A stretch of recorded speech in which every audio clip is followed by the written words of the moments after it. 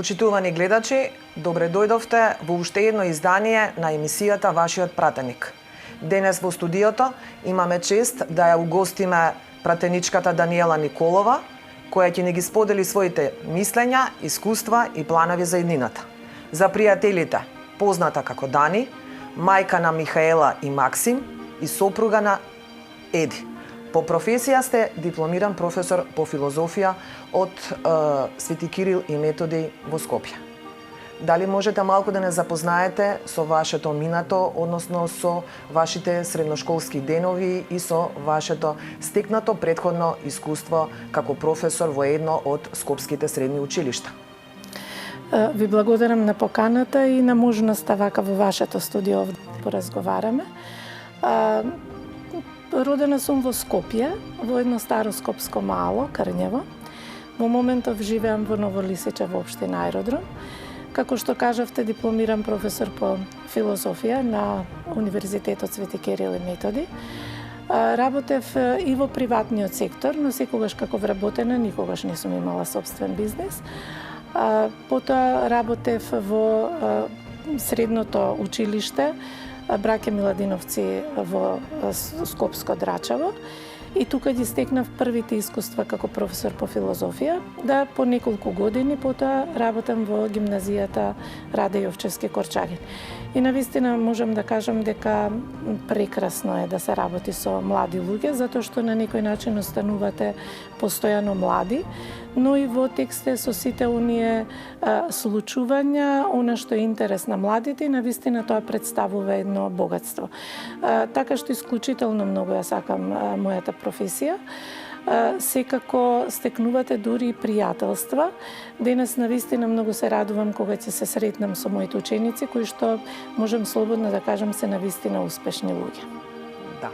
Слушнавме дека после повеќе години вклучени во образованието, вие се посветивте на политиката. Што е она што ве поттикна да започнете во политичките води? Па видете, мојата младост некако беше одбележана со низа на турбуленции кои што се случуваа во тоа време. Во времето кога имавме промени во општествениот систем, во времето кога се случуваше приватизацијата, во време кога вредносните системи многу брзо се менуваа и не секој можеше да го фати чекорот со тие промени. Најверојатно и во мене се појави таа желба да на некој начин придонесам да што подобро се надминат сите тие случувања и некако да директно учествувам во создавање на едно поправедно општество. Бидејќи секогаш ми биле поблиски левичарските идеи, Социјалдемократскиот сојуз на Македонија за мене беше изборот на политичка партија преку кој што сметав дека ќе можам директно да се вклучам и да дадам придонес. Знаете, ако сакате во нешто да допринесете во некој придонес, тогаш според мене треба и да најдете можности, алатки, начини како да учествувате во тие промени, а не само да бидете пасивен наблюдувач и нели само да давате одредени коментари. И тоа беше поттик да влезам во политиката, но не со цел дека ќе стигнам до одредени политички јавни функции, туку со цел колку можам со моите капацитети да допринесам во создавање на едно слободно и поправедно општество. Ако се вратиме назад во минатото, односно во вашите средношколски денови, дали и тогаш постоеше некој интерес да се вклучите во политиката? Па, да признаеме сега за јавноста, бидејќи ние сме школски другарки и учевме во истиот клас, во гимназијата Јосип Броз Тито. Можам да речам дека не тогаш не така активно бе вклучена, но како што реков, нели знаете дека тоа беше време навистина многу турбулентно и политичките случувања не можеа да ве одминат. Може би во средношколските денови бев наблюдувач, меѓутоа веќе во студентските денови навистина се појави таа желба и активно да се вклучам, а нешто нели подоцна како созревате, како ви созрева и вашата мисла, како созрева и она идеја како може да допринесете во сите тие општествени процеси, се заинтересирав повеќе за политика и се вклучив директно во политичка партија. Според вашата биографија, вие сте родени во Скопје, тука го завршивте вашето основно, средно образование и високото образование. Секој од нас расте со одредени вредности, квалитети, традиции и принципи, што ги носи од дома, од средината, од животното искуство. Кои се најважните вредности што ве обликувале како личност? Дали тие доаѓаат од семејството, од средината, од образованието или од професијата, или можеби од некое хоби? Интересно прашање и вие што току ги наброивте основните фактори кои што влијат на формирање на вредносен систем. И знаете, секако првите вредности како што се љубовта, посветеноста, должноста, одговорноста ги учиме во семејството. Секако дека основата на моралното поведение, на вредносниот систем ја добиваме во семејството. Но тоа е нели случај со мене. Но секако дека влијаеле и околностите во кои што сме растеле, сме се развивале. Образованието исто така еден клучен фактор и секако сите тие фактори влијаеле на формирање на вредносниот систем. Знаете како? Правдолюбива сум. Исто така многу ми е важно да бидам одговорна во своите постапки. Тоа се некои основни вредности кои што ме пратат низ целиот мој живот. Меѓутоа секако во зависност од она каде се наоѓате во моментот, така и го формирате вредносниот систем. Кога велам каде се наоѓате, мислам на самата животна позиција. Затоа што вредносните системи не се статични, тие се менуваат во зависност од околностите, затоа што тие се показател кој што сме свртени, која е нашата цел. И едноставно тие се на некој начин параметар или показател колку сме освестени за животот, за односот со другите, ама и пред се за односот со самите себе. Секако овие сите фактори кои што ги наброевте влијаеле во формирање на мојот вредносен систем. Секако кога сум се реализирала и како мајка се надополниле тие со малку повеќе грижа, посветености кон семејството, бидејќи тогаш и практично пореално го осознавате како родител, го осознавате значењето на семејството, иако и како нели пред тоа како дете во семејството имате веќе на некој начин слика колку е тоа важно. Бидејќи семејството е она во кое што ние очекуваме поддршката дури кога грешиме и затоа е многу важен фактор. Но не помалку околностите во кои што живееме, си развиваме и не помалку образованието. Одбрав да бидам професор по филозофија, да студирам филозофија и тоа ви отвара можност да вежбате критички да размислувате. И секако дека тоа влијае на вредносниот систем. Да. Како долгогодишен професор во образованието, како ги пренесувате овие вредности кај помладите генерации? Па јас мислам дека ги пренесувам така како што треба. Ова сега што ви го кажав, го објаснував и на моите ученици, затоа што нивниот вредносен систем не може да биде еднаков ист како и мојот вредносен систем, бидејќи тие нели растат во поинакви околности, се поставуваат секој своја животна цел, имаат различни интереси, согласно тоа и дека треба да го формираат вредносниот систем, но она што ги подучуваме дека кој вредносен систем реално го почитуваат, а не декларативно, нели може лесно да се согледа низ нивните постапки. Така да ги подучував секогаш да внимаваат на која вредност ја вклучуваат, каде во таа хиерархиска скала на вредности, колку во животот ја практикуваат, бидејќи сето тоа значи и на некој начин порака каква личност е. И затоа со внимание треба да се однесуваат кон себе си, но и со исто толка во внимание треба да се однесуваат им кон другите. Сметам дека согласно тоа што е реалноста и сум ги подучувала како треба да ги формираат вредносните системи, како да одбираат во кое време која вредност да ја вклучат во нивното живење.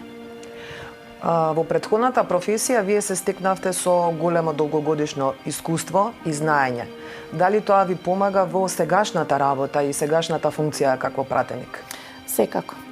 Знаете, да бидете професор, тоа значи да научите добро да слушате, да прифатите различни мислења, тоа и како нели професор по филозофија, некој посветен на филозофијата има за задача да ги почитува различните мислења. Но еве таа моја професија претходна ми овозможи да полесно ги планирам моите активности во собранието, бидејќи навистина наставникот мора да ја совлада вештината на добро организирање на материјалите, часовите и така натаму, ако сака да биде успешен професор. Сето тоа ми овозможи, нели, и овде во собранието да можам да бидам поорганизиран и да одговорам на сите задачи. Но знаете како и професорската работа ќе ве научи да и најсложените теми ги кажете на наједноставен начин, за да може да ве разберат сите. Или ќе ве научи да го прилагодувате нивото на комуникација со публиката која што имате, што во политиката и кога сакате да пратите порака, особено кон некои целни групи, навистина тоа е многу важно. И затоа сметам дека мојата професија и како претходна и како, нели, ми помогнала за да бидам поуспешен пратеник. Да, како успешна пратеничка, секако вашето претходно искуство ви помага и во креирањето на политиките, како и во дискусиите и ви помага во законодавниот процес. Дали можете малку подетално да ни објасните? Па знаете како, едноставно кога комуницирате, како што ви реков, со млади, осознавате многу работи кои што не се актуелни за вашиот живот. Сите тие информации секако дека се добре дојдени за да може да ги обликувам политиките кои што ги засегаат и другите, а не да речеме лично и мене. И едноставно целокупното тоа искуство, сите тие информации допринесуваат за да можам да градам подобри политики.